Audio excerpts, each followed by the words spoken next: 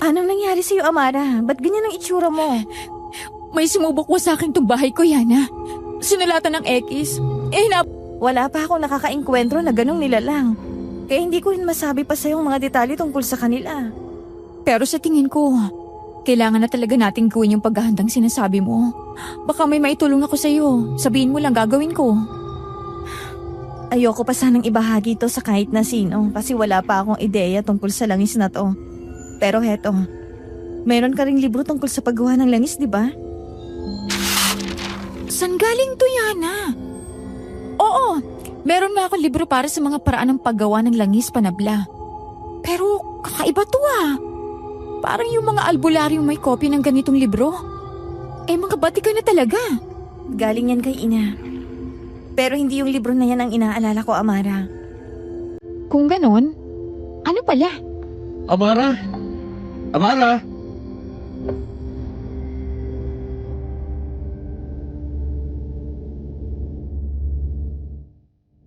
Ano ang mas mabilis pa sa Wi-Fi? Mas nakakatakot pa sa trending news at hindi mo pwedeng i-mute kahit anong gawin mo. Ang sagot ay ang sarili mong kapalaran.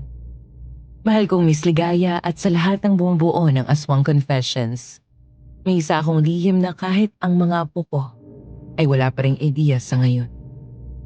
Kaya dito ko nalang i-confess sa channel ninyo. Ako nga pala si Yana. 60 taong gulang na. Siguro kung makikita mo ako ngayon, iisipin mong isa lang akong lola na mahilig makipagkwentuhan sa kapitbahay at bantayan ng tindahan kong pabankrupt na. Pero bago pa nauso ang internet at mga gadgets ng kabataan ngayon, may panahong humawak ako ng itak. Hindi para sa gawaing bukid, kundi para ipagtanggol ang baryo namin laban sa mga halimaw. Isusulat ko sa inyo ang kwento ko. Hindi para takutin ang mga tagapakinig, kundi para ipaalala na minsan may mga laban na darating kahit hindi mo hiningi, pero kailangan mong harapin. At kapag dumating na ang panahong iyon, wala kang choice kundi ang pumili. Ikaw, anong gagawin mo? Tatakbuhan mo ba ang labang yun? O haharapin mo?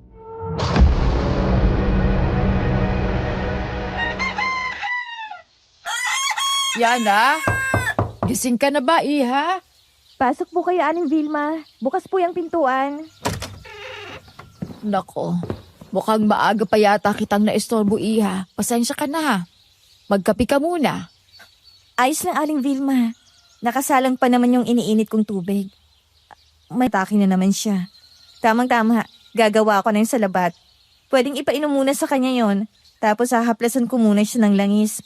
Tsaka ako kayo bibigyan ng dahon na pwede niyong ibabad sa pandigo niya. Ay, naku, maraming salamat, iha ha. Ulog ka talaga ng langit sa aming mga taga-baryo. Lagi kang andang tulungan kami. Kung wala ka, baka ang dami nang namatay sa sakit sa baryong ito. Si Aling Vilma talaga. Hindi niyo na po kailangang banggitin yung mga... Ito na yung salabat mo niya, oh. Inumin mo yan, ha? Masarap yan. Gawa ni Ate Yana. Ano yun? Aling Vilma, dahon lang ito ng bayabas yung ibibigay ko, ha? Pwede niyo siyang isabay sa pagligo ni Ninya. Tapos bigyan niyo na lang din siya ng langis ng ahas. Ito yung nakapagpagaling sa tuhod ni Mang Remy. Para kapag ganitong nag-iiba yung panahon at pwedeng atakihin si Ninya. Nakita at naririnig mo yan, ha? Kaya huwag ka masyadong pasaway kay Mama. Makinig ka sa kung anong sasabihin ni Mama sa'yo, ha? Para hindi ka atakihin ng asma mo. Itong si Ate Yana mo, alam ko, di lang yan nagsasabi pero napapagod na rin naman yung manggamot ng libre. Kaya ikaw, magpasalamat ka kasi may Ate Yana tayo dito sa baryo. Naku, ayos lang ho yun. Basta ba maging ayos lang yung kalagayan muna si Ninya bago kayo lumarga pa uwi. Hindi na rin kami magtatagal, iha. Kailangan ko rin kasi mag-asikaso sa bahay baka hanapin ako ni Mister. O siya, salamat.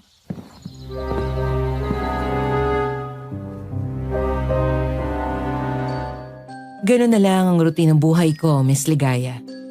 Magkakape sa umaga. Tapos bibisitahin ako ng mga pasyente ko para magpa-check up. Ayun, binigyan ko.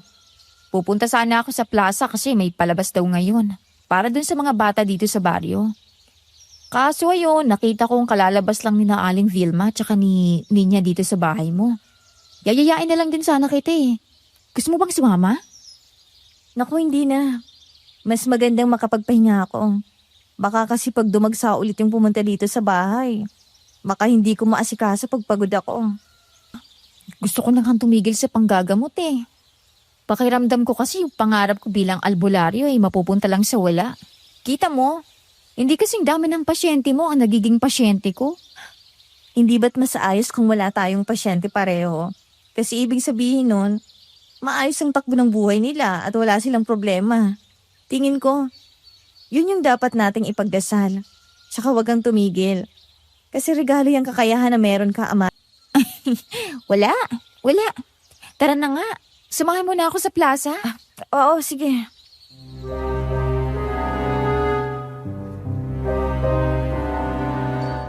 Sa buong panonood namin ng maliliit na program para sa mga kabataan ng baryo namin, hindi ko pa rin maiwasang hindi isipin kung ano ba ang ibig niyang sabihin doon, Miss Ligaya. Pero kalaunan, nalaman ko rin. Hindi na iya. Kaya sana matulungan mo ko. Kahit makahingiban lang ng konting panlunas para lang magapan tong mga sugat ko. Sige pa. Umupo ka muna dito sa sofa. Kukuha lang ako ng halamang gamot. Tsaka mga lana. Oh, ang init mo ah. Tsaka bakit ang sangsang ng amoy mo? Saan ka ba galing?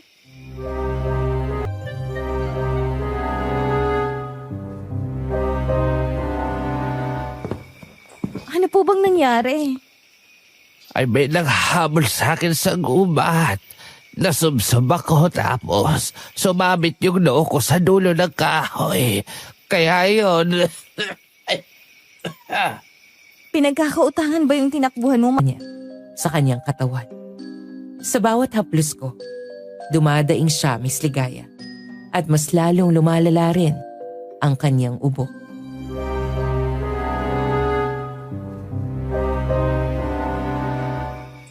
Dalhin mo tong langis, Manong. Sabihin mo lang kung gumaan-gaan ang pakiramdam mo bago kita pa uwiin sa inyo, ha? Salamat iha. Kaso napansin ko, bago siya makalabas ng bahay, bigla siyang dumiretso ng lakad kahit kanina.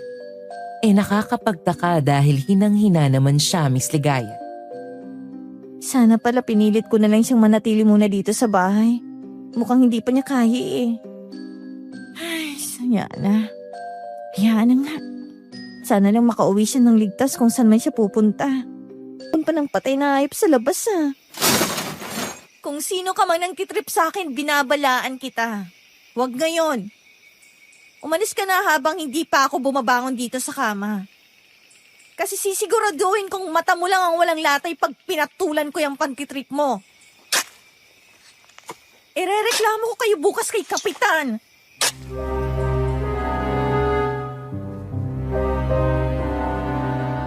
Biglang nawala ang ingay maliban na lang sa mga kuliglig, Miss Ligaya. Noong mga oras na yon, akala ko natakot kaya tumigil dahil isusumbong ko sa kapitan ng baryo. Pero hindi ko alam, doon na pala magsisimula ang malaking pagbabago sa baryo namin.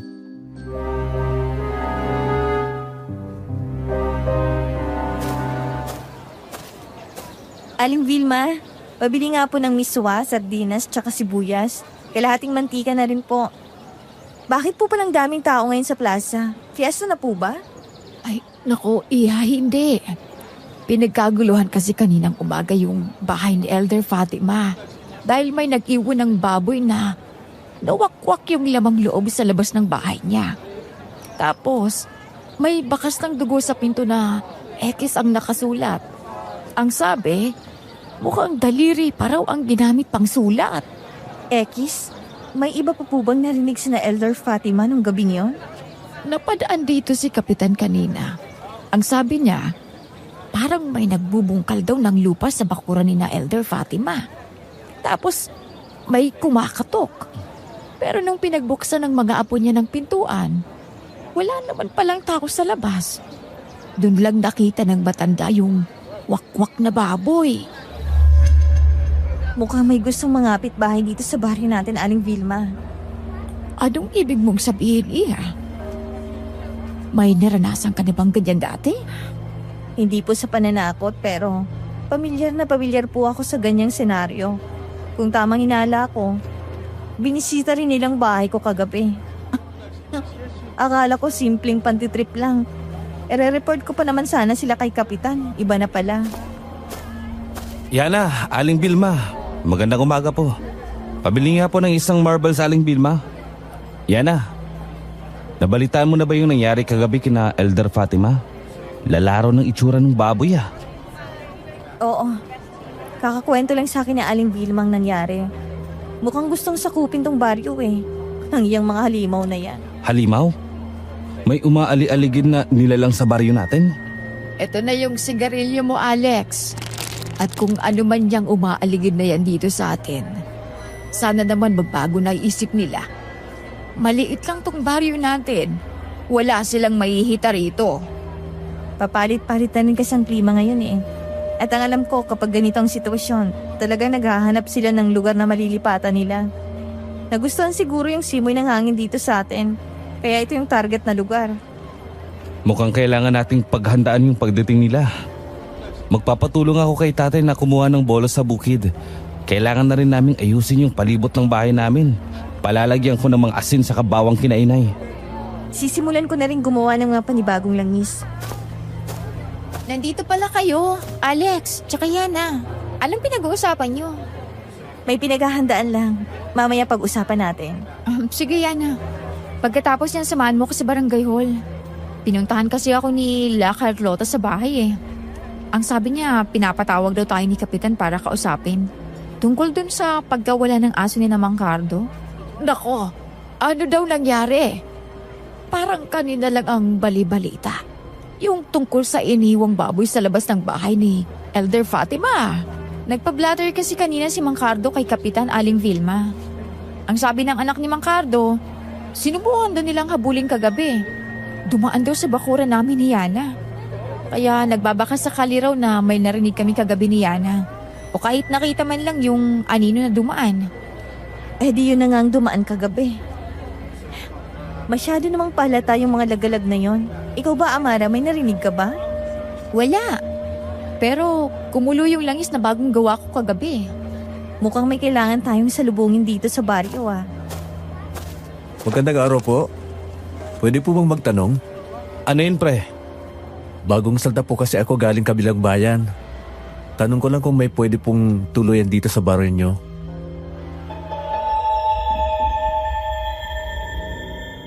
Natahimik kaming apat ng mga sandaling yon, Miss Ligaya. Na para bang alam na agad namin kung ano ang kasunod na pwedeng mangyari kung sakaling tulungan namin ang lalaking nasa harapan namin. Hanggang sa... Pwede sa akin. Seryoso ka ba, Amara? Bakit naman hindi? Mukhang wala siyang matutuluyan, Yana. Ba't ka pala napadpad dito pre? Namatay na ako ng pamilya, tol.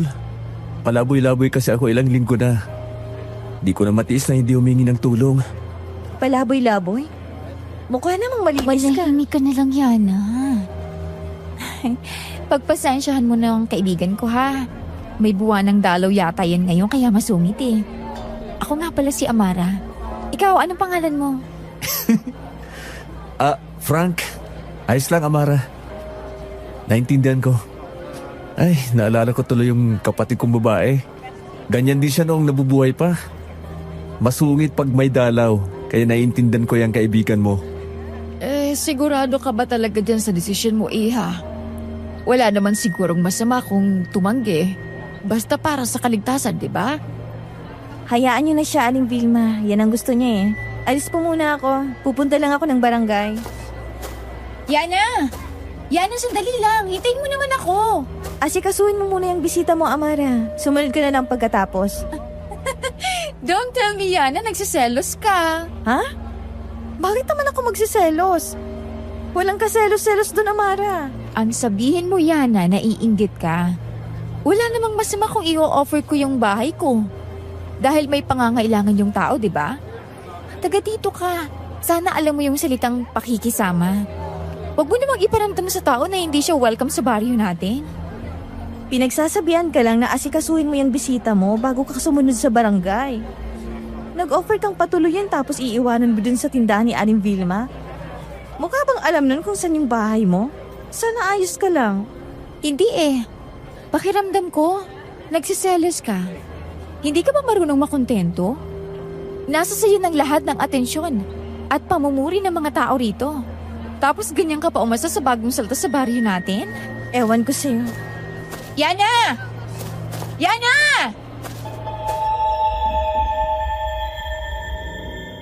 Tinalikuran ko na siya at iniwan, Miss Ligaya. Hindi ko alam kung saan niya hinuhugot yung mga pinagsasabi niya para pagbintangan ako tungkol sa napakaliit na bagay na para bang ang laki ng kasalanan ko sa kanya. Pagdating ko sa barangay hall, napakaraming taong nagkukumpulan sa labas ng pintuan. Nang makita nila ako, agad silang tumabi kaya hindi ako nahirapang makapasok.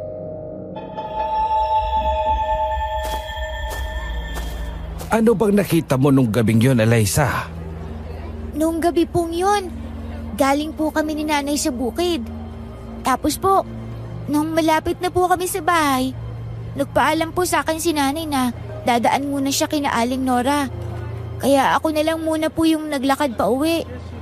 Kaso po, nung malapit na po ako sa bahay, may nakita po akong nilalang. Nasa pintuan po siya ni na Elder Fatima at may malaking pakpak po. Nagtago po agad ako sa puno ng akasya, kaya hindi niya po ako nakita. Kaya nakita ko po na nung humarap siya sa akin, namumula po yung mga mata niya, Kapitan Furio. Takot na takot po ako hanggang sa umalis na po siya at iniwan niya yung baboy at dumating na rin po si nanay. Sa tingin mo, saan siya pumunta, Iha? Hindi ko na po nakita, Kapitan eh. Sobrang takot ko po. Sige, Iha, maraming salamat. Yana, nandito ka na pala, Iha. Umupo ka. Kani-kanina pa po, Kapitan, pero ayos lang. Mukhang mabigat po tong kaso ngayon ah. Ano po bang nangyayari? Sigurado na ba na kung narinig mo na yung nangyari sa bahay ni Elder Fatima? Nakausap ko na rin si Cardo kanina dahil nagpablatter sila. At ang sabi, dumaan daw sa bakuran yun ni Amara. Gusto ko lang malaman kung meron ba kayong narinig kagabi o nakita man lang. Meron ako narinig kagabi, Kapitan. Ang ingay nga eh. Patulog na sana ako kaso masyadong nakakarindi yung ingay. Pero wala akong nakita. Nagkausap kami ni Aling Vilma kanina at ang hinala ko, yung mga nilalang na nakita ni Eliza. Yung mga nilalang na tinatawag na lagalag. Lagalag? Huh? Yun bang mahilig magpalipat-lipat ng lugar? Opo, at mukhang itong baryo natin ang target nila.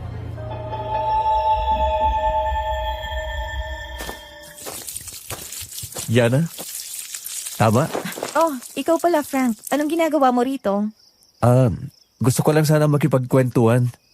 Kung pwede lang naman. Umalis kasi si Amara sa bahay. Sabi niya, may kailangan daw siyang gamutin. Dalawa pala kayong albularyo dito, no? Oo, nakwento ba niya sa'yo? Daldal talaga ng babaeng niyo. Pasensya ka na nga pala sa naging reaksyon ko kaninang umaga. Sadyang marami lang pumapasok sa utak ko ng mga panahon yon. Masyadong magulo. Kaya ako naging bastos ako, pasensya na. Wala yon. Kahit ako naman, kung may bagong salta sa amin, magiging ganon din ako pag-una. Pero kaya nga nakikipag-usap ako sa'yo ngayon, kasi gusto kong makita o malaman mo na di naman ako masamang tao. Yana, naglalaba ka? Oh, pre, nandito ka pala. Bakit ganyan ang itsura mo, Alex? Pawis na pawis ka. Saan ka ba galing? Sa gubat ako galing, Yana. Nanguha kami ng mga pinatuyong uling ni tatay. Tapos may nakita kaming bungo. Tuyot na. Kaya dinala yun ni tatay sa barangay hall. Ika ko, baka yun yung hinahanap ni Mang Cardo na alaga niya. Kinatay ba, pre? Di ko rin alam eh. Pero siguro mas mabuting puntahan mo, Yana.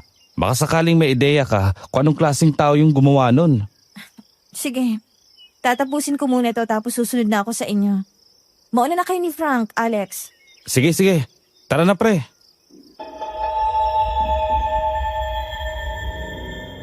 Halata namang hindi tao ang may kahayang gumawa ng ganong klaseng kahayupan, Miss Ligaya. Pero kailangan ko pa rin makumpirma kung anong klaseng halimaw yon para kung sakali ay mapaghandaan ko. Matapos kong isampay ang lahat ng kailangan sampayin, ay dumiretso na ako sa plaza kung saan naroon si Amara.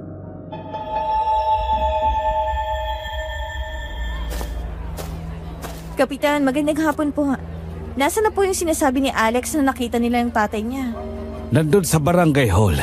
Inaasikaso ni Cardo yan na. Kumpirmado na po ba?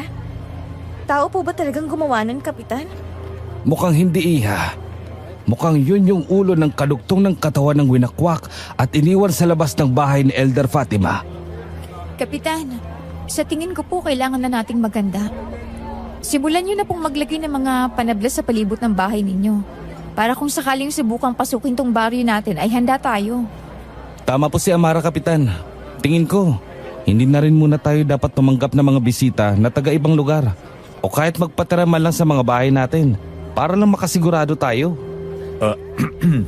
Aalis na ba ako? Sino ka, iho? Mukhang ngayon lang kita nakita rito sa baryo namin. Taga-kabilang baryo siya, Kapitan. Naghahanap ng matutuluyan kaya pinatuloy ko muna sa bahay ko. Saglit na natahimik ang ibang mga taga-baryo ng mga oras na yon dahil sa sinabi ni Amara. Napalingon sa akin si Kapitan Fiorio na para bang naghihintay kung anong magiging reaksyon ko sa ginawa ng kaibigan kong si Amara. Kung tutuusin, madaling sabihin na mas maganda nga kung aalis na lang si Frank. Para sa ikabubuti o ikapapanatag ng loob ng mga taga-baryo. Pero sino ba ako, Miss Ligaya? Kahit hindi ko namang gustong nandito siya, ayoko namang magmukhang masama o masabihang nagsiselos na naman ang kaibigan ko. Wala naman tayong magagawa. Nandito na si Frank. Sana lang, iho, wala kang gawing bagay na ikalalagay ng baryo namin sa kapahamakan. Ngumiti lang si Frank at hindi sumagot sa sinabi niyo ni Kapitan Fiorio, Miss Ligaya. At bukod sa sinanay ako maging isang albularyo, ay naturalesa na rin sa akin ang pagiging tamang hinala. Ayokong maminta.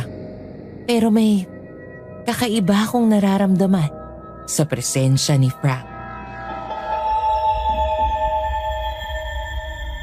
Ano sa tingin mo, Yana? Maging alerto na lang po tayo, Kapitan. Kung gano'n, tingin ko, wala naman ang problema. Welcome sa baryo namin, Frank. Maraming salamat po, Kapitan. Maraming salamat sa pagtanggap niyo sa akin. Asahan niyo na kung kailangan niyo ng tulong ko, ay tutulungan ko kayo sa abot ng makakaya ko. Kaya Amara, salamat kasi tinanggap po ko sa tahanan mo. At sa'yo rin, Yana. Tumangulang ako at hindi na nagsalita, Miss Ligaya. Nagpaalam na rin ako sa kanila na babalik na sa baryo. Pero ang hindi ko alam, sumunod pala sa akin si Alex. Yana! Oh, Alex! Bakit sumunod ka? Bakit hindi ka nakihalubilo doon kina Frank? Ewan ko. Hindi naman sa pagiging judgmental pero parang hindi ako komportable kay Frank eh. Ikaw ba? Ganon din ba ang nararamdaman mo? Oo. Pero wala naman ako magagawa, di ba? Mas mabuti pang manahimik at manood na lang sa gilid. Baka kasi magmukha na naman akong masama sa paningin ni Amara.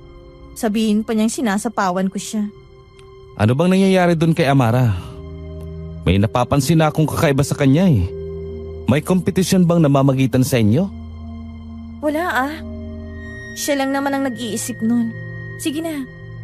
Pasok muna ako sa bahay. Gagawa lang ako ng bagong langis. Sige, Yana. Babalik din muna ako sa gubat. Ingat ka.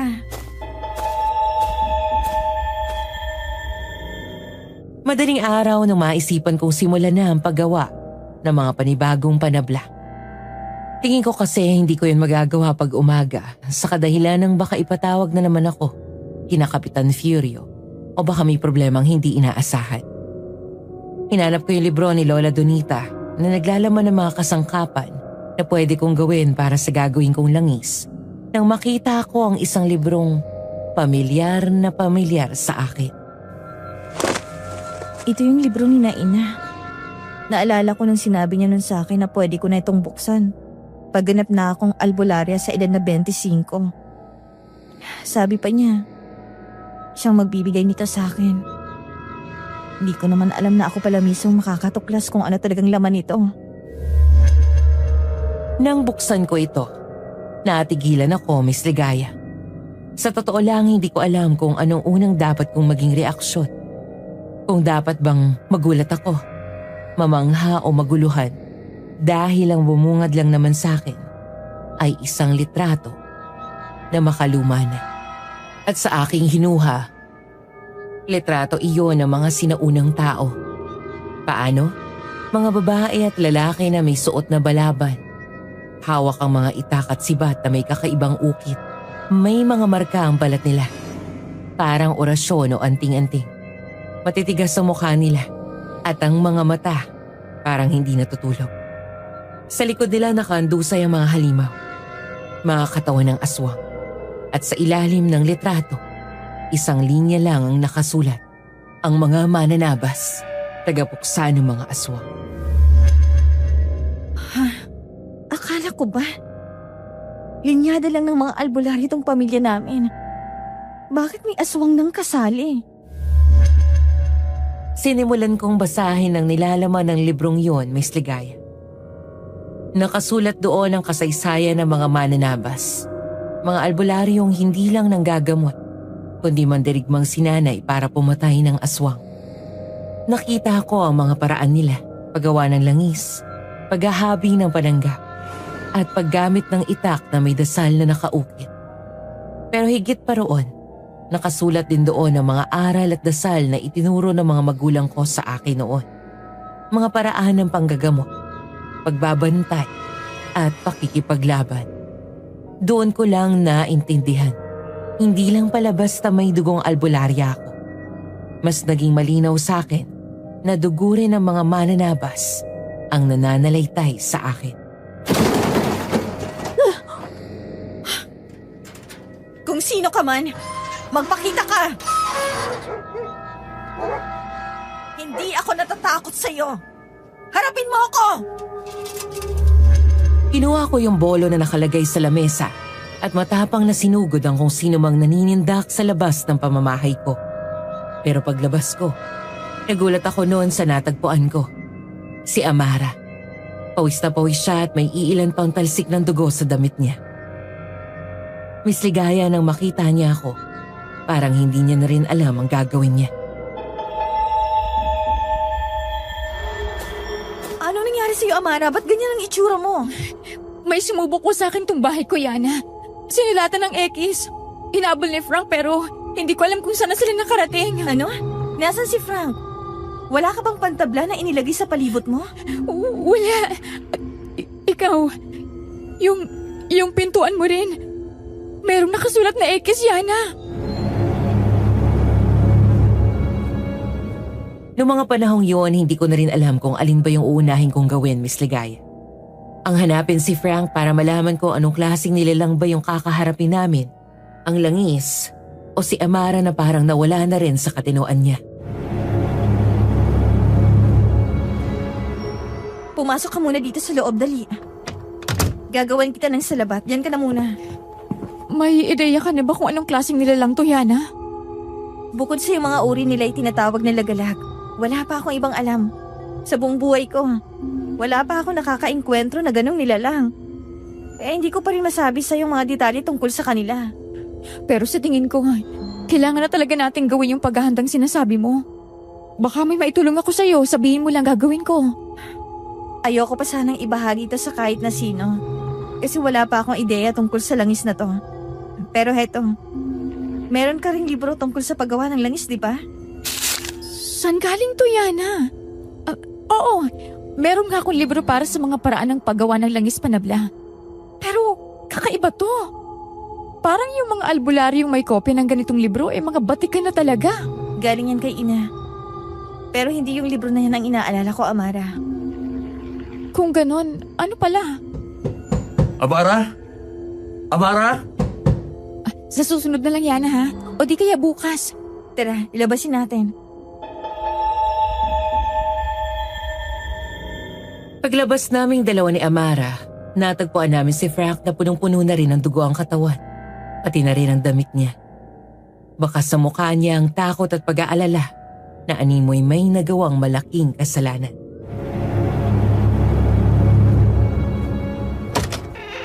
Naabutan ko yung nilalang na gumagawa nito sa gubat, Amara. At nakita ng dalawang mata ko kung paano siya nagbago ng anyo. Yana, delikado na tong baryo nyo. Mukhang may nagambala kayong engkanto. Hindi kayo may natawag kayong halimaw. Kumalma ka muna, Frank. Walang magagawa kung mag-hysterical ka. At tungkol dyan sa sinasabi mong nagambala o natawag, tingin namin ni Yana, walang kahit sino sa lugar na to ang gugustuhin manawagan sa panauhin na di naman niya ginustong tanggapin. Anong ibig mong sabihin? Binasok ng baryo natin. Hindi ko na matandaan kung nakatulog ba ako ng maayos noong mga panahong yun. Dahil sa kalagitnaan ng pagtulog ko, nakakarinig ako ng tunog na parang may nag-oorasyon sa bahay ko noong mga oras na yon, Miss Ligaya. Hindi ba pwedeng ipagpabukas na lang yan? Tandaan mo, Yana. Darating ang panahon na bigla-bigla ka na lang makakarinig ng mga pahiwatig. Kahit hindi mo naman hinihiling. Maaring sa mga panahong iyon ay matakot ka. O pwede kang malito. Dahil hindi mo alam kung bakit kailangan mong takutin ng ganon. Pero anak, kapag may bumulong ng ganon, huwag mo agad katakutan. Dahil isa lang ang ibig sabihin nun, paalala yon sa kung sino ka talaga. Doon ko unang napagtanto na hindi ako basta-basta magpapasinda o magpapadala sa mga simpleng bulong lang, Miss Ligaya. Pinanganak ako hindi lang para manggamot, kundi baka para na rin iligtas sa mga tao na nangangailangan ng kaligtasan. Kaya tinapangan ko ang loob ko kasi yun na pala ang simula ng lahat. Kumalma muna kayo mga kasimadyo. Alam namin at nadidinig ko kung ano ang mga gusto niyong iparating. Pero kung magkakagulo lang kayo rito, hindi tayo magkakaintindihan. Huwag ko sana kayo mag-alala dahil sisiguraduhin naman naming magiging ligtas pa rin kayo. Pakinggan niyo ho muna si Kapitan, mga kabaryo. Mahirap kung sabay-sabay kayong buboses dahil hindi namin alam kung sino ang una naming kakausapin para sa mga concern nila. Parating na si Yana. Mga kababayan, huwag kayong mag-alala. Hindi namin nahayaang may mangyaring masama sa inyo. Kung may mga lagalagga na pumasok dito, tutulungan namin kayong magtayo ng mga panangga at bantayan ang bawat kanto ng baryo. Yana! Amara, magandang umaga. Kita mo, kahit hindi taga rito si Frank, siya pa yung una nating nakitang kumilos. Nakikita ko nga. Mukha nga siyang alerto, Amara. Kanina pa kami nandito ni Frank. Naabutan namin pinagkakaguluhan si Kapitan. Halos dambahin na siya ng mga tao rito dahil sa takot nila tungkol sa lagalag. Ay ayun, tinulungan namin ni Frank si Kapitan Furio na pakalmahin ng mga tao. Kaso, puno pa rin sila ng takot eh. Tingin ko hindi mo sila masisisi, Amara. Kahit ako. Kung wala akong ideya tungkol sa mga nilalang na yan, baka maging isa na rin ako sa mga taong nagwawala at pinipilit si Kapitan na maghanap ng solusyon. Kaya tama lang ang ginawa niyo. Ano nangyayari rito, Yana? Amara, bakit sila nagkakagulo? Dinalaw na naman kasi tong baryo natin ng mga lagalag na nabanggit ni Yana sa atin, Alex. Tapos ngayon, halos lahat ng mga bahay dito sa baryo natin may mga nakapinta ng X sa mga pintuan nila. Oh. Dala na rin ang takot kaya nagkakaganyan sila. Sa mga bata ba o sa mga matatanda, wala naman bang tinamaan ng sakit? Wala, maliban kay Elder Fatima. Yana, patay na si Elder Fatima kaninang madaling araw lang. Ano? Nasaan na siya ngayon? Bakit wala man lang vigil? Ayaw na ng pamilya niya Hinayaan na rin dahil matanda na rin naman si Elder Fatima. Ipinagpasa Diyos na lang ng mga anak at apo niya. Ang saklap naman kung ganun-ganun lang. At ito yung bunga nun. Huwag na kayo mag-alala. Nandito na si Yana, pati na rin si Amara. Silang dalawa ang makakatulong sa atin sa pagbuo ng mga ritual o dasal para lumayo ang mga alag-alag sa lugar natin. Kaya kailangan namin ng kooperasyon ninyo. Kung gusto ninyong maligtas tong baryo natin, makikinig kayo sa amin. Para sa atin to. Yana, may alam ka na bang panabla? Meron na. Tama si Kapitan, mga kabaryo. Sila ang sagot sa kaligtasan natin. Kaya sila ang pakikinggan natin. At doon ko rin unang naramdaman, Miss Ligaya, na parang masyadong mabilis na kumilos si Frank. Masyado siyang handa. Pero dahil sa paraan ng pananalitahan niya, mabilis na nahulog ang loob ng mga tao. Makikinig tayo kay Yana at Amara. Sila ang mga albularyo rito. Lahat ng gagawin natin, dapat ayon sa payo nila. Magtulungan tayo. Walang dapat na maiwan sa ere. Tumaas ang kilay ko dahil doon. Hindi naman to isang talumpati na dapat palakpakan o hangaan. Pero bakit ginagawa iyon ng mga tao kay Frank? Kaya kahit duda ako, hindi ko pwedeng ipakita yun. Sa harap ng lahat, si Frank ang mukhang tagapagligtas ng baryo. Uminom ka muna nitong salabat para mabawas-bawasan yung pagod na nararamdaman mo, Alex. Salamat dito, Yana, ha? Walang anuman. O nga pala, nagsimula na ba kayo maglagay sa paligid ng bahay niyo ng panabla? Kung meron man akong dapat na pagdiinan na protektahan yung bahay nila, sa inyo yun, Alex. Dahil sa gubat pa naman kayo nakatira. Oo, pero pakiramdam ko, hindi rin sapat yun. Tuwing gabi, nakakarinig pa rin kami ng kalabog na parang sinusubukan pasukin yung bahay namin. Kinabukasan, may mga tuyong dugo. Masangsang na amoy na lang kaming naaamoy sa paligid ng bahay namin. Hindi mo ba nakita kung anong itsura nila? Hindi. Siya nga pala, Yana. Pwede mo ba akong samahan mamaya sa amin? Si tatay kasi, nagtatanong kung pwede ba siyang magpahilot sa'yo. Nasprain yata yung paa niya. Hindi niya mailakad ng maayos eh. Kung ayos lang naman. Ayaw niya rin kasing magpabuhat na lang sa akin. Minura lang ako eh. Tapos sinabayan ako na nakakabawas din sa pagkalalaki niya. Si Tito Ariel talaga. Napakataas ng pride. Wala namang problema. Kukuha rin naman ako ng Wonder Vine sa bukid. Pandagdag lang sa mga gagawin kong langis. Ayos. Gaya ng usapan namin ni Alex, sinamahan ko nga siyang pumunta pa uwi sa kanila. Papalubog na ang araw ng mga oras na yon, Miss Ligaya. At wala kaming ibang naririnig, kundi mga yapak namin sa tuyot na dahon. Nangingibabaw rin ang nag-i-echo na tunog sa paligid. At sigurado dahil paggabi na rin noon, kaya nagsisilibasan na ang mga hayop ng gabi. Pagdating namin sa kanila, ipinaghanda lang ako ng nanay ni Alex na mga gagamitin ko para sa panghilot sa tatay niya. Si Alex naman, nagsaing at naghakot ng uling. Pagkatapos noon ay kumain na lang din ako sa kanila. Maraming salamat sa tulong mo, Yana, ha? Tara, ihatid na kita pabalik sa baryo. Hindi na. Mamaya gabihin ka pa pauwi dito sa inyo. Mas delikado. Tsaka wala namang mangyayari sa akin, ayos lang ako. Kaya ko. O nga pala, yung gagawin nating panabla para sa baryo. Yung sampagita habin. Epektibo yon dahil dalisay ang dahon ng sampagita. Mukhang mahina pero matibay laban sa kadiliman. Sana nga magamit natin para hindi na tayo targetin pa ng mga nilalang na yon. Hindi yan. O siya, sige na, mauna na ako.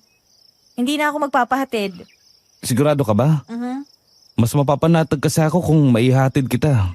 Baka mamaya di ako makatulog kakaisip kung nakauwi ka na ba sa inyo o hindi. Ayos lang ako, Alex. Huwag kang mag-alala. Bukas makikita mo pa rin ako. Saka babalik pa naman ako dito, di ba? Nangako ako sa nanay mo na magdadala ako ng pandagdag sa mga panangga dito sa bahay niyo. Sige, hindi na kita pipilitan kasi ayoko rin namang magalit ka sa akin eh. Salamat din pala kasi pinaunlakan mo na dito ka na kumain. Kung makapagsalita ka. Parang ito yung unang beses na nakikain ako sa inyo, ah. Walang problema dun, Alex. Sige na, pumasok ka na. Yana, mag-iingat ka ha. Oo. Dahil sanay naman ako umuwi mag-isa, Hindi na ako natakot noon, Miss Ligaya. Ang tanging dala ko lang ng mga oras na yon ay isang maliit na lampara at basket na may lamang mga halamang kinuha ko sa bukid kanina. Tahimik ang paligid. Maliban sa mga kuliglig at uni ng mga uwak na parang nagbabadya ng kung anong hindi ko mawari. Habang mas lumalayo ako sa bahay ni na Alex, mas ramdam kong nagsisimula ng bumigat ang dilim.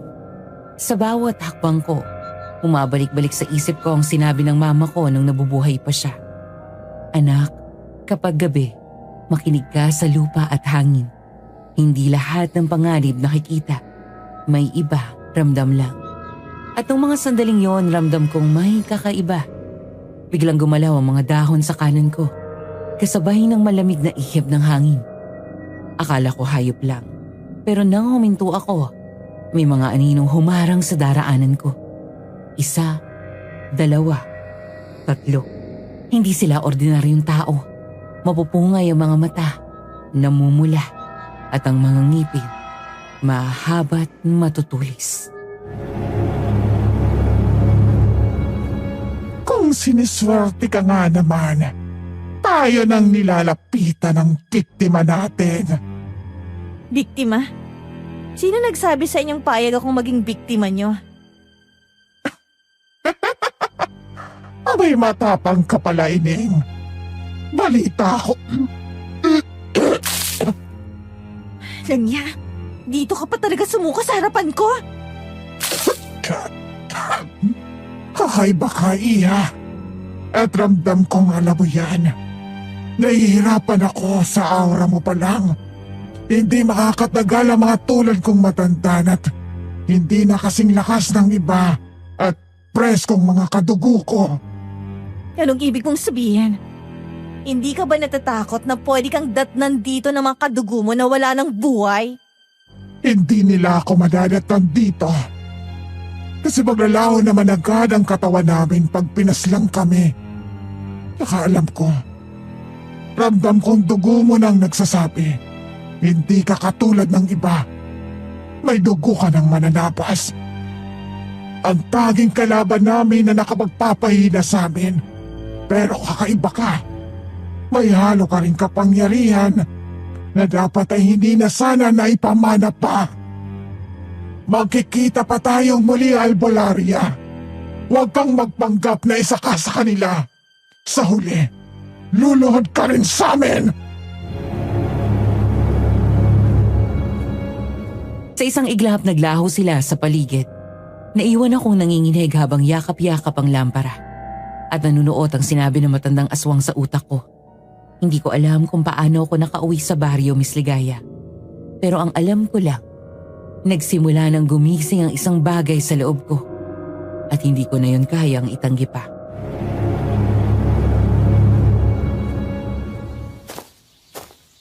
Magandang umaga, Yana. Anong bibilhin mo? Isa pong sardinas, Aling Vilma. Sige, Iha. Sandali lang, ha? Oh, Yana. Andito ka rin pala. Bumili ka ng ulam?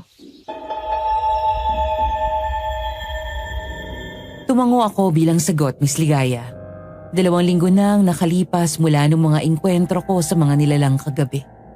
Hanggang ngayon, hindi pa rin matanggal sa utak ko ang katotohanan na wala naman silang ginawa man lang sa akin. Pero napansin ko, May bagyo ba? Parang ilang araw na kasing kumukulog at kumikidlat. Pero hindi naman bumubuhos yung ulan. Parang nakakagulat nga na biglang tumahimik yung baryo natin. Parang nung nakaraan lang, lagi akong maagang magsara ng tindahan dahil natatakot ako para sa pamilya ko. Pero ngayon, ima lang ang tahimik. Ano sa tingin mo, Yana? Hindi kaya inayawan na ng mga lagalag yung baryo natin? Kaya naghanap na lang sila ng ibang lugar? Magandang umaga sa inyo. Yana, Alex. Oh, Frank. Magandang umaga rin sa'yo, pre. Parang di na kita nakikitang nalabas, ah. Ngayon na lang. Kumusta ka? Nagkasikit kasi ako, tol. Nahihiya na nga ako kay Amara kasi ilang gabi na siyang puyat kaalaga sa akin. Baka naman magkatuluyan na kayo niyan, ha? Nako, mukhang malabo. Parang hindi naman ako yung lalaking matitipuan nun ni Amara. Ayos na sa akin yung pagiging magkaibigan namin.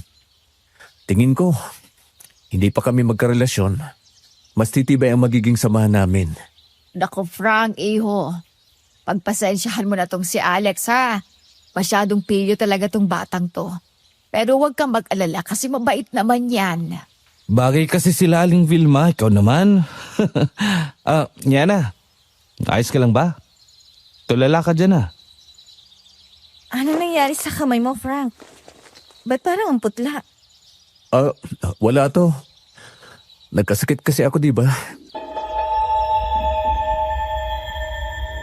Napatingin ako ng mabuti sa kamay niya, Miss Ligaya. Hindi lang kasi basta maputla ang balat ni Frank. Para bang may guhit na itim, parang ugat na gumagapang mula sa pulsuhan niya papunta sa mga daliri. At habang nagsasalita siya, napansin kong biglang pumintig ng malakas ang kamay niya. Parang may sariling buhay. Frank, tingnan mo parang may kuko ng pusa yung mga kamay mo Ha? Mahaba lang kasi. Hindi ko pa napuputulan. Tsaka baka epekto ng gamot na ininom ko. Pero sa gilid ng mata ko, Miss Ligaya, malinaw kong nakita na hindi ko kulang yun. Unti-unti itong tumatalas at nangingitim ang mga dulo ng daliri niya.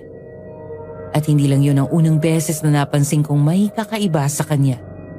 Dahil sa mga sumunod na araw, doon na unti-unting nagpapakita ang katotohanan sa likod ng pagkatao ni Frank. Nagdidilig ako ng mga halaman sa bukuran, Miss Ligaya. Tanghaling tapat noon, maliwanag ang sikat ng araw at kahit papaano'y nakakaaliwalas ng pakiramdam. Kasama ko si Amara na abala sa pag-aayos ng mga paso.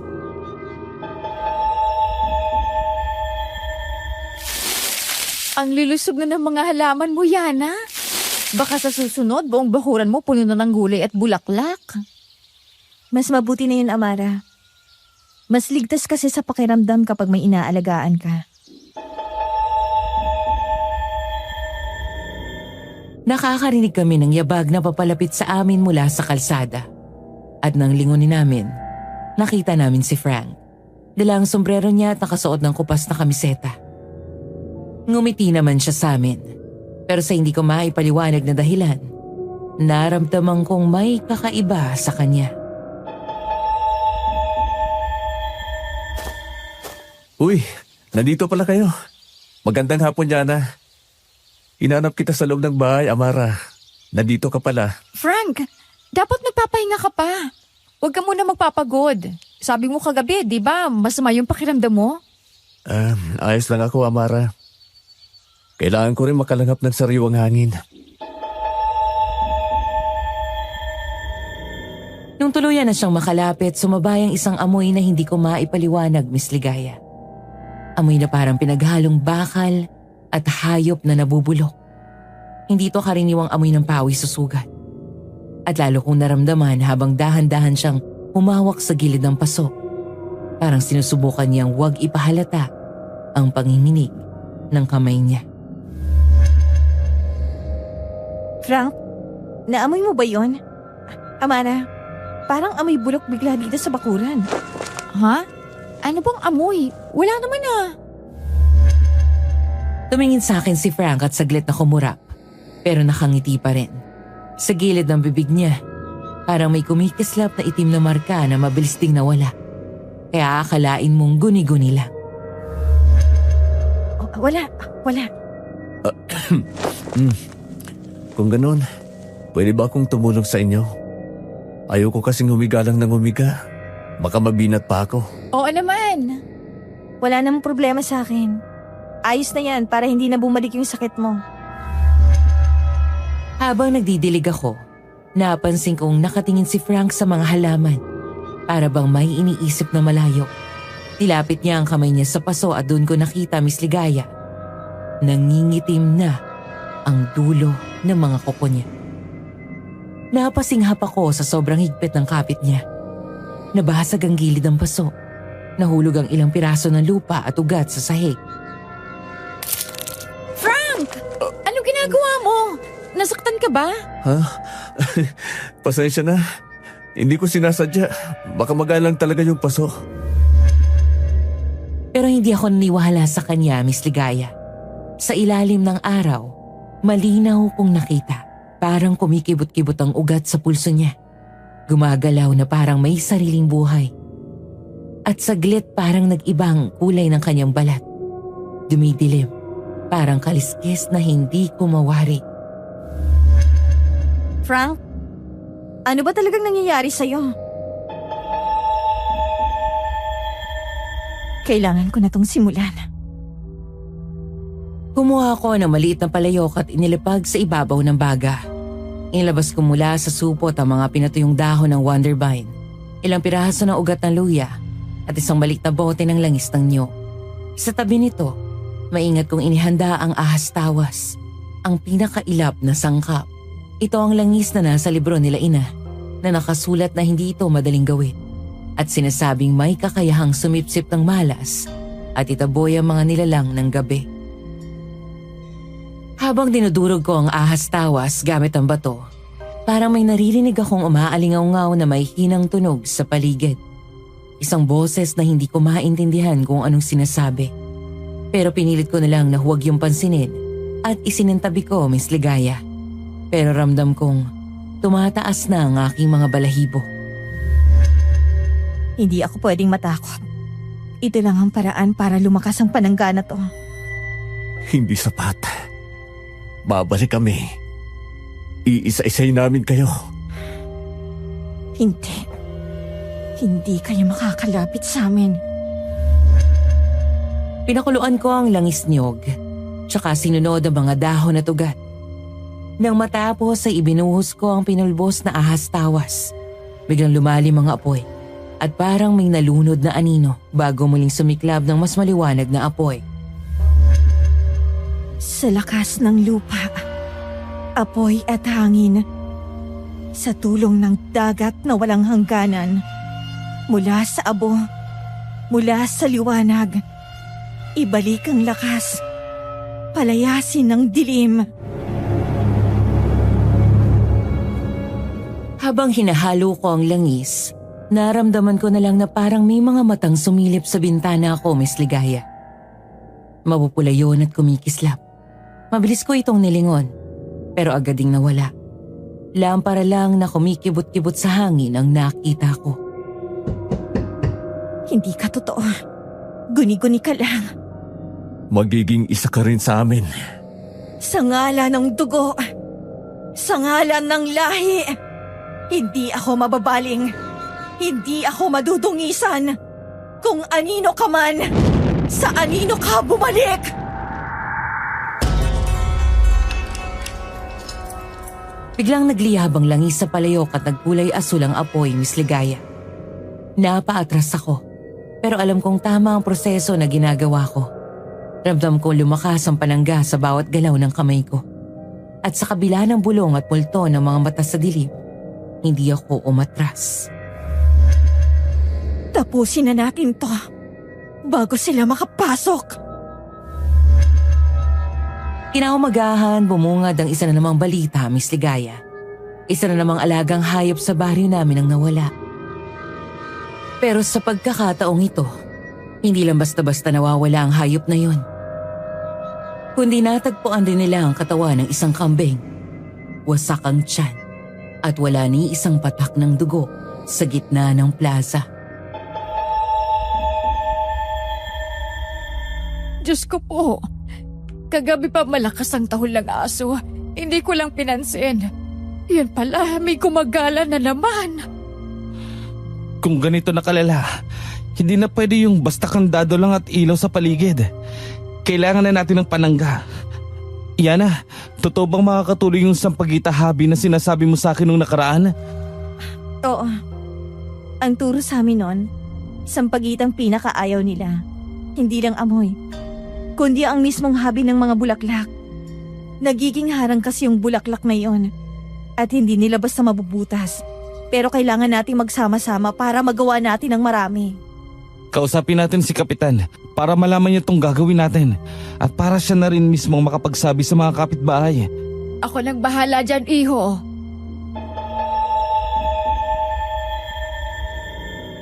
At nagsimula na nga, Miss Ligaya. Ang mga babae sa baryo pumitas ng sampagita. Ang matatanda nagtali ng habing gagawin. Ang mga lalaki nagbantay sa paligid habang nakapwesto ang mga lampara. Sa bawat tali ng bulaklak, ramdam kong tumitibay ang loob naming lahat. Pero sa kabila ng pagkakaisa namin, may isa akong hindi maiwasang mapansin. Si Frank. Tahimik lang siya sa gilid. Parang walang gana at parang hinang-hina. At nang dumaan ako sa harapan niya para mag-abot ng mga sampagita sa mga matatanda, nakita ko ang kamay niya. Namumula ang balat niya at sa dulo ng mga kuko niya ay parang mahahaba na, Miss Ligaya. Nung makita niya nakatitig ako, agad niya itong isinuksok sa bulsa. Mukhang hindi ka pa nakakapaglinis ng kamay mo, Frank, ah. Hindi pa rin ba maayos ang pakiramdam mo? Ang tamlay mo pa rin? Pagod lang to, Yana. Hindi ko pa rin kasi masyadong kaya ang mga lakad sa gabi.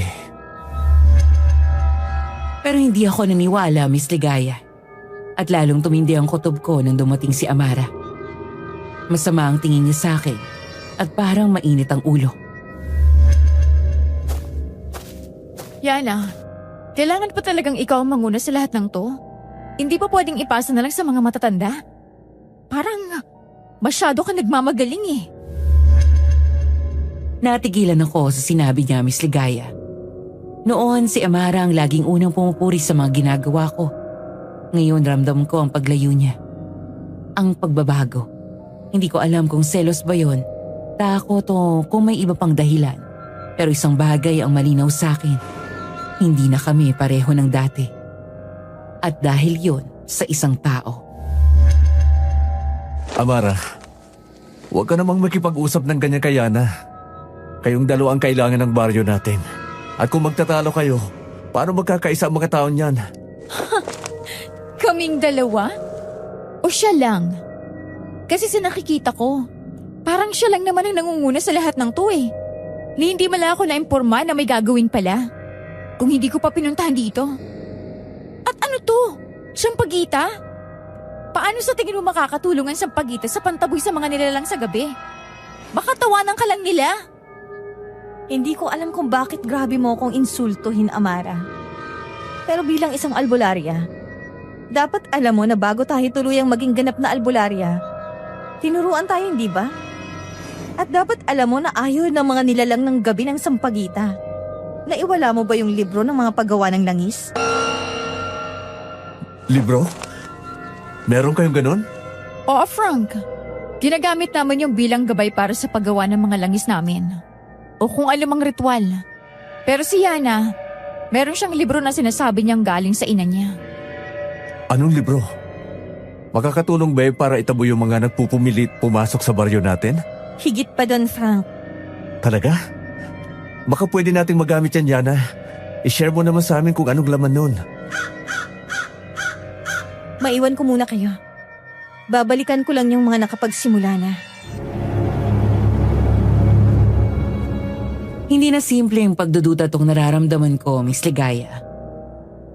Yung tono ni Frank nung tinanong niya ang tungkol sa libro. Parang interesado siyang malaman kung anong laman nun. Pero hindi ako sa parting yon nag-aalala. Kundi sa kumislap sa mga mata ni Frank na parang nauuhaw. Sinubukan ko yung iwaglit at binaling na lang sa pagtulong sa mga gumagawa ng sampagitang habin. Pero kasabay ng bawat tali ng sampagita, pakiramdam ko, mas lalong lumalapit na rin ang tunay na panganib. Yana. Yana. Ina, Huwag kang bibitaw sa ilaw, anak. Alagaan mo ang mga kamay mo. Ang dugong dala mo, hindi sumpa. Huwag kang matakot. Napahigpit ang hawak ko sa kumot. Alam kong si Ina yon, Miss Ligaya. Kahit wala na siya. Ramdam kong ginagabayan pa rin niya ako. Pero bago ko pa man masundan ang tinig niya, ay nakarinig ako ng malakas na sigaw ng isang matandang babae sa labas.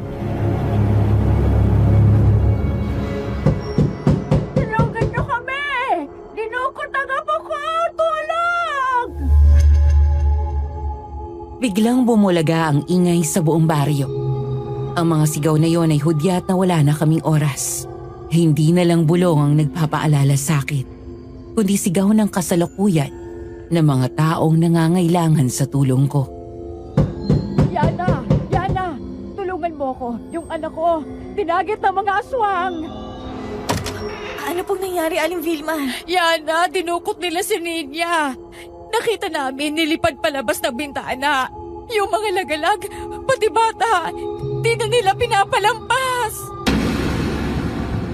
Nanlamig ako ng mga sandaling yon, Miss Ligaya. Nagkakagulo na ang buong baryo. Ang bigat ng dibdib ko habang pinapakinggan ang bawat sigaw at iyak ng mga kapitbahay. Hindi na ito basta panggugulo lang. Unti-unti na nilang pinapasok para wasakin ang baryo namin. Yana. Nilingon ko ang tumawag sa akin at nakita ko si Mang Doro, ang pinakamatanda sa aming baryo. Marurupok na ang tuhod niya pero matalim pa rin ang tingin ng mga mata niya. Sa kamay niya, daladala ang isang lumang itak na kinikintab pa ng langis. Isa siya sa mga naging kaibigan noon ni Inang, ang lola ko na albularyo rin ng baryo. Pero mukhang hindi lang din siya basta-basta albularyo. Panahon na. Hindi na sapat ang dahon at langis. Hindi na sapat ang dasal at orasyon. Yana, alam kong alam mong may dugo ka ng mga mananabas. Mang Dora, hindi. Hindi ako isa sa kanila. Isa akong albularya. Huwag mo nang itanggi, Iha. Tandaan mong hindi sumpa ang dugong dumadaloy sa'yo, kundi sandata. Pakinggan mo lahat ng nanghihingi ng tulong at umiiyak ng mga pamilya ngayong gabi. Lahat yan malilibas mo. Lahat yan magtatapos sa pamiminsala mo. Hawakan mo ito, Yana. Ang itak na ito ay hindi pang putol ng kahoy, kundi pang putol ng ugnayan nila sa mundo ng tao. Sa oras na gamitin mo ito, hindi ka na basta albularya. Isa ka nang mananabas. Kung hawakan ko to, wala nang balikan, di ba? Iha, hindi ko man alam kung tungkol saan ang pinag-uusapan ninyo. Pero nagmamakaawa ako sa iyo. Sana matulungan mo kami ng mga kabari mo. Ikaw lang ang magliligtas sa amin, Iha. Wala na. Pero tandaan mo, Yana, mas malaking kasalanan ang pagtalikod sa dugong pakikipaglaban para sa lahat kaysa sa pagtanggap ng apoy na ipinanganak sa'yo. Miss Ligaya, doon ko unang naramdaman ang bigat ng pagpili. Nasa harapan ko ang mga taong nangangailangan, umiiyak, humihingi ng tulong. At sa kabilang banda, naroon ang bulong ng ina ko at ang tingin ni Mang Doro na parang alam na niya ang aking magiging kinabukasan. Yana! Yana, bilisan mo! Nasusunog ang mga panangga. Sinusubukan nilang pasukin ang baryo. Doon ko napagtanto wala na akong oras. Kailangan ko nang pumili. Aling Vilma, makinig kayo. Kumuha kayo ng bawang, durugin nyo, at ikalat sa lahat ng bintana at pintuan ng bawat bahay. Huwag niyong hayaang nakabukas sa mga bintana, kahit maliit na siwang. Maglagay rin kayo ng asin sa bawat bungad ng pinto. Huwag kayong papayag na may mapapasok. Oo, Iha. Oh, gagawin ko lahat. Basta maibalik lang si Ninya. Alex, ikaw nang bahala sa mga lalaki. Gumawa kayo ng habin mula sa sampagita. Itali ninyo to sa paligid ng baryo. Lahat ng poste, lahat ng pintuan ng bahay na madadaanan nyo. Pag may nakita kayong anino o may narinig kayong iyak na hindi nyo kilala, huwag nyong papansinin. Yan ang gamit nila para dayain kayo. Sige, Yana. Gagawin namin. Habang nagmamadali silang lumabas, naiwan ako sa loob kasama si Mang Doro. Ramdam ko ang panginginig sa aking mga kamay. Hindi ko alam kung dahil sa takot o dahil sa dugo na unti-unting nagigising sa loob ko. Nakikita mo, Iha. Marunong ka na kahit hindi ka pa nagtuturo ng sino man. Hindi yan basta albularyong kaalaman, Yana. Iyan ang gabay ng dugo mo. Hindi ko pa rin matanggap, Mang Doro. Pero kung ito lang ang tanging paraan, Ito ang mga gamit ng ina mo. Iningatan ko ng matagal. Hinihintay ko ang gabi na kakailanganin mo sila. Ngayon na yun, Yana. Kinuha ko ang itak. Mabigat yon pero parang hinuhulma ng kamay ko. Sa gilid ng aking pandinig, naroon muli ang tinig ng aking ina. Pabulong, parang nakahalo sa ihip ng hangin. hindi ka nag-iisa, anak. Dala mo ang liwanag ng lahi natin. Halika na, Iha. Ihahanda na kita. Ang susunod na oras ay hindi para sa pagdududa, kundi para sa pakikipaglaban. At sa gabing yon, Miss Ligaya, wala na akong ibang pagpipilian. Isa na akong albularyang haharap sa dilim. At isang mananabas na tatabas ng mga halimaw. Pinaupo ko ni Mang Doro sa gitna ng sahig. Sa paligid ko ay ginalat niya ang mga dahon ng lagundi, asin at durog na bawang. Sa gitna ng lamesa, inilatag niya ang lumang itak. May mga hiwa at bakas ng labang dinaanan na. Parang may sarili itong kasaysayan. Yana, makinig ka. Ang mananabas, hindi lang basta gumagamit ng lakas ng laman. Dapat mong gisingin ang lakas ng loob at itali yan sa panata. Hawakan mo ang itak. Nang hawakan ko ang itak, ramdam ko ang bigat.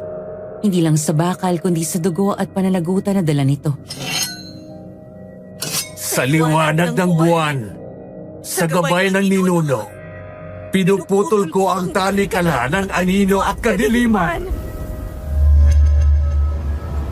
Habang inuusal ko ang bawat salita ng ritual, parang may dumadaloy na init mula sa aking mga kamay, papunta sa itak.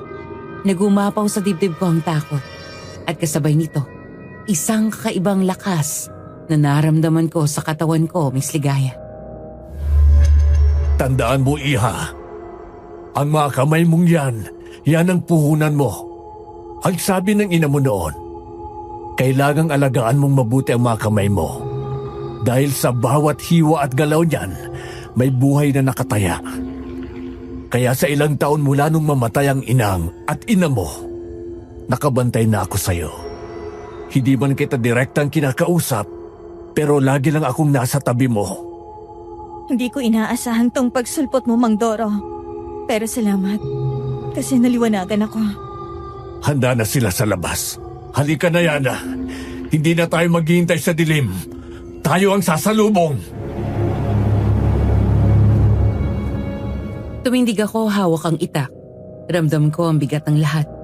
Pero higit sa lahat, ramdam ko ang gabay ni ina. At sa unang hakbang ko palabas ng pintuan, alam ko hindi na ako ang dating Yana. Humigpit ang kapit ko sa itak. Sa bawat yapak ko palabas, ramdam ko ang titig ng mga kapitbahay. Takot, pag-asa, at desperasyon. Wala na tong atrasan. Pero ibahang pumukaw sa atensyon ko.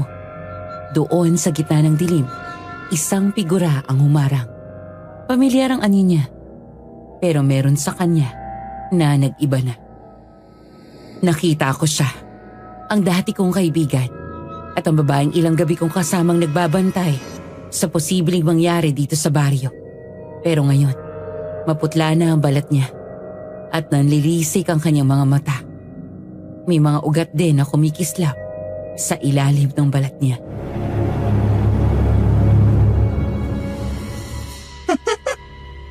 Ngayon lang kita nakitang ganito, Yana. Dati, puro katapang at paninindigan.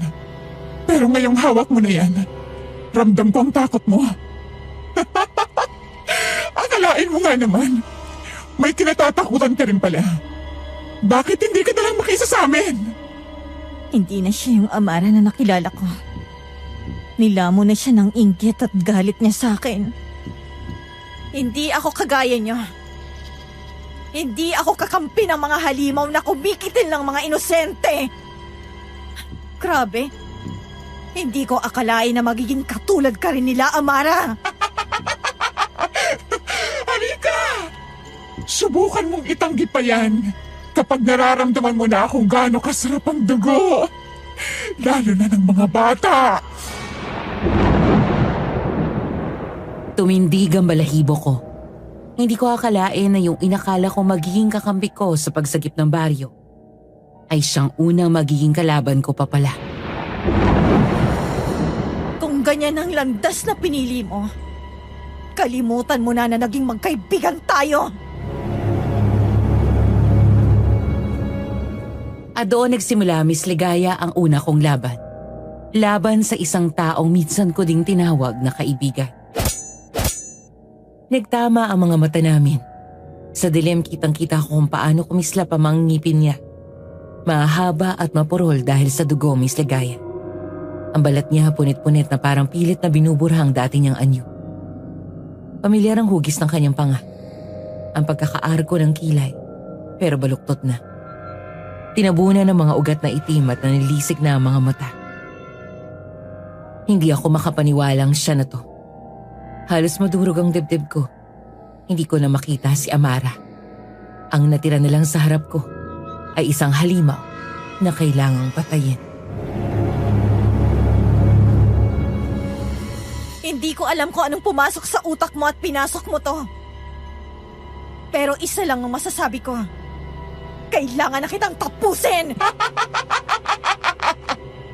Wala kang alam? Talaga? Na para bang hindi ka bida-bida? At parang hindi dahil sa'yo kaya nagsasuffer ako ngayon? Lahat to. Lahat dahil sa'yo. Kaya hindi mo ako masisisi kung bakit pumanig ako sa kanila. Dahil ang mga nilalang na gusto mong patayin, sila lang ang nakakakita ng lahat ng efforts ko at tanggap sa kung sino ako.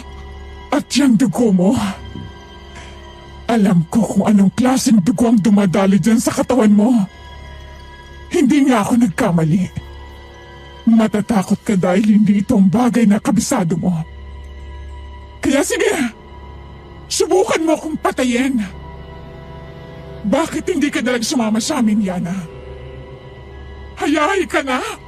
Busog ka pa! Hindi ako magiging kagaya nyo! Humagwang ang talim ng itak sa hangin. Muntik na sanang tumama kay Amara pero nakailag siya sa huling segundo. Ang kawayan sa gilid ang napuruhan. Kumalabog ang katawan nito. Sabay gumuho ang mabigat na sanga at mga dahon sa paligid. Bago pa man ako makabawi, lumundag si Amara na parang mabangis na hayop. Tumama ang bigat ng katawan niya sabay itinulak ako pabagsak sa lupa.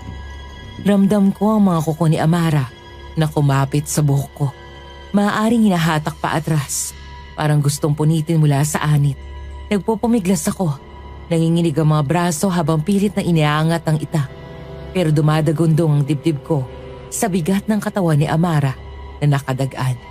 Sa sobrang lapit halos maramdaman kong mainit na hininga ng kaibigan. Na ngay parang halimaw na umuungol sa aking tenga. Nagkaabuno pa kami sa putikan. Dahon at lupa ang kumakalas. Kumakapit sa pawis at dugo. Kumikislap ang talim ng itak sa gilid ng mukha ko. Palapit ng palapit sa balat ni Amara.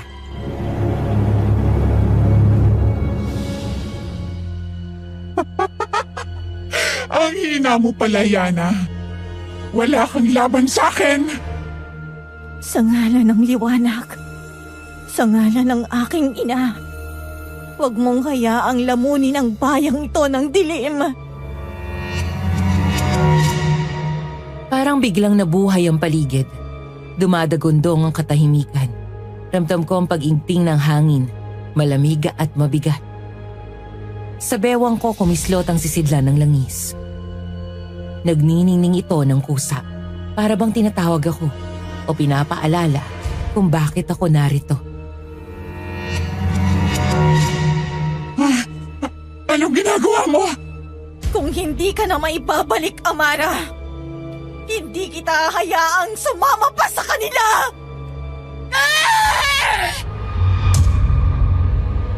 Parang may kung anong kumislap sa langit. Kahit na dumurog sa dilim sabay ang lagitik ng itak na hawak ko at ang nanunuot na lamig ng hangin. Napaigtad si Amara. Umatras na parang tinulak ng buong puwersa. Sa balat niya, nagmarka ang paso. Nagbubuga ng uso kung saan tumama ang langis na dala ko. Hindi mo ako matatalo, Yana! At doon ko unang nakita, hindi lang siya basta naging halimaw. Para bang mas may malakas na puwersang kumokontrol sa kanya. Pero hindi ako urong. Hindi ngayon. Sa gitna ng iyakan ng mga bata at kalabog ng mga pintuang sinasara, nagsimula ang laban naming dalawa. Hindi lang ito laban ng lakas, ito'y laban ng loob, laban ng pagkakaibigan ng nilamon ng dilim. Habang nagpapatuloy ang labanan namin ni Amara, doon ko napansin, sa di kalayuan, may isang aninong lumalapit. Mabigat ang yapak, matikas ang tindig. Si Frank, ang lalaking ilang linggo ring tumulong sa amin na magbantay sa baryo. Frank, tulungan mo ako. Si Amara, wala na siya sa sarili niya. Bilang albularyo, Yana, dapat inaalam mo kung sino ang totoo mong kakampi sa hindi. Anong? Umugong ang hangin habang nilalamon na makapal na usok ang katawan ni Frank. Nagigting ang panga niya. Umunat ang mga daliri hanggang sa humaba na parang kuko ng hayop. Gumagapang palabas ang maitim na ugat sa balat niya. Kumikislap na parang may sariling galit. Pagmulat ang mga mata niya, pulang apoy ang bumungad. Matindi, mabangis, at nakapako sa akin. Doon na tumama ang hinala ko sa kanya, Miss Ligaya. Tamang ang hinala ko. Isa ka sa kanila. Ngayon, Yana, makikita mo kung gaano ka kaliit. Hindi lang ako ang kalaban mo. Tama nga si Frank. Nakakatawang pagmasdan ang itsura mong litong-lito. Hindi ka nararapat magdala ng itak na yan. Sa dugo mo, may halong kahinaan. At yun ang dudurog sa'yo ngayong gabi. Kumulog ang langit sabay ang mga sigaw mula sa malayo. Itinaas ko ang itak at sandaling iyon. Kumislap ang talip. Parang apoy ang dumaloy sa gilid nito. Uminit hanggang sa kamay ko. Ramdam kong ito na ang pamana ni Inang.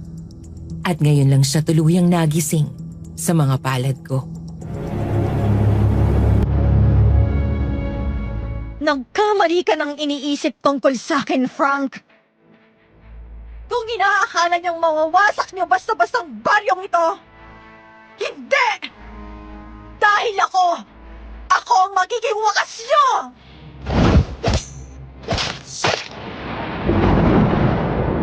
Nagbanggaan ang itak ko at mahabang kuko ni Frank. Bawat tama kumakalubog ang paligid na para bang pulog ang tumama sa baryo. Sa bawat hampas, ramdam ko ang bigat ng pinasok ko. Ang gampani na pinapangkatawanan ko. Hindi na ako basta albularyo. Mandirigma na ako ngayon. Mula sa likod, sumugod si Amara. Umikot ako sabay hatak ng ita.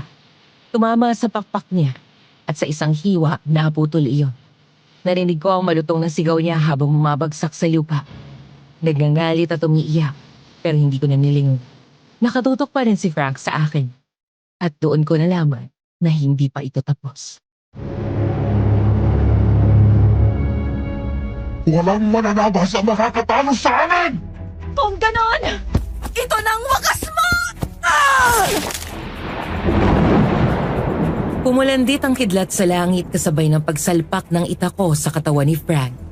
Umigting ang apoy mula sa sugat niya hanggang lamunin ang buong anyo. Wala lang naiwan kundi abo na tinangay na rin ang hangin. Nagkaroon ng katahimikan. Ang huni ng kuliglig, ang amoy na nasusunog na laman at kandila, at ang mga sigaw ng baryo na unti-unting naglaho. Naiwan akong nakatayo sa gitna ng abo niya.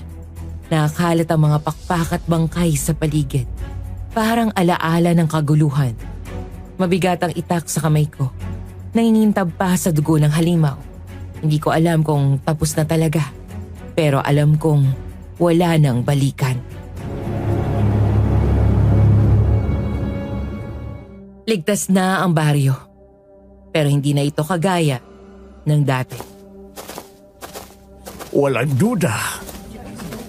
Apo ka nga ni Yatera. at anak ni Yolanda. Di ko akalaing darating ang panahon na ikaw naman ang makikita kong sasagip sa baryo, Yana. Siya na nga.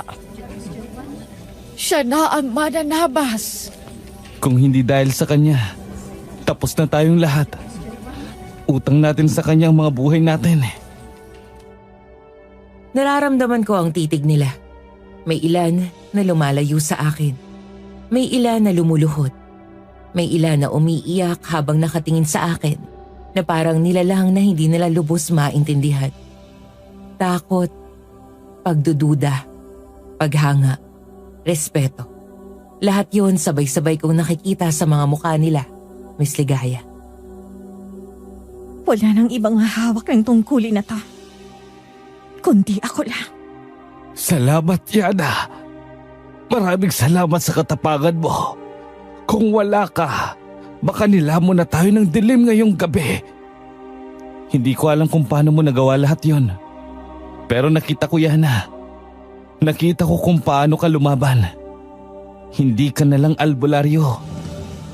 Ikaw na ang sandata ng baryo. Mag-isa akong naglalakad. Ang dugo ang itakay nakalaylay sa kamay ko. Bawat yabag mas lumalalim ang gabi. Pero sa kabila ng dilim, ramdam ko ang liwanag na dala ng panata ko. Hindi ko alam kung hanggang kailan tatagal ang laban. Hindi ko alam kung may katapusan ba ang lahi ng mga halimaw. Pero isa ang malinaw sa akin. Ako si Yana, isang albularyo, isang mananabas, at ito ang kapalaran ko. Dito na po nagtatapos ang kwento ko, Miss Ligaya. Maraming salamat po sa pakikinig.